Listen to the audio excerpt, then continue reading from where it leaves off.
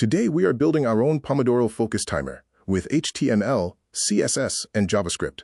This project will teach you how to create a timer interface, control a countdown, connect buttons, and add a simple task tracker.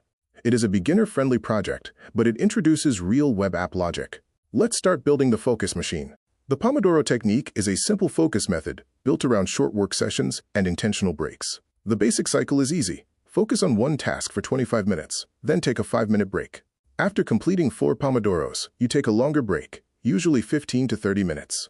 The word Pomodoro means tomato in Italian, inspired by the tomato-shaped kitchen timer used in the original method.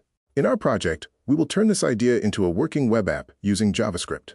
The Pomodoro technique was created by Francesco Cirillo in the late 1980s.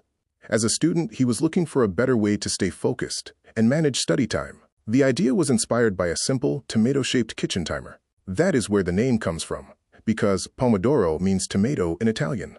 Today, the method is widely used for focused work sessions, short breaks, and better productivity. Let's start the coding.